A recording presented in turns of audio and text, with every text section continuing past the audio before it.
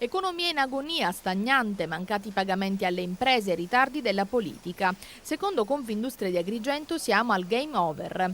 A destare le maggiori preoccupazioni sono in particolare i recenti dati della Cassa Edile con 1,5 milioni di mancati versamenti. Fatto questo che alimenta direttamente un circuito al ribasso per l'economia agrigentina.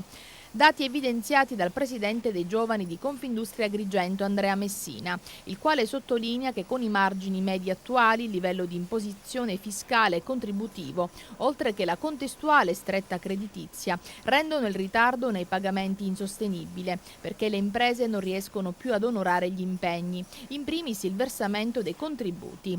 Da qui, spiega Andrea Messina, la rapida distruzione di tanti posti di lavoro e l'impossibilità per i lavoratori di sostenere i consumi e generare investimenti e gettito fiscale. Dal nostro osservatorio, sostiene Messina, la situazione è quanto mai gravosa per l'indotto alimentato dalle imprese con clienti pubblici, dunque edilizia, rifiuti, sanità, e a breve le imprese che falliranno per incapacità della parte pubblica, non in grado di redigere e di rispettare una programmazione, oltre che di pagare, saranno centinaia. Il presidente dei giovani di Confindustria Agrigento conclude infine dicendo a chiare lettere: ciascuno deve assumersi le proprie responsabilità. Gli imprenditori e i lavoratori devono produrre e generare benessere sociale, mentre la politica in generale deve prendere posizione chiarendo il proprio ruolo e mantenendo coesione, conclude Andrea Messina.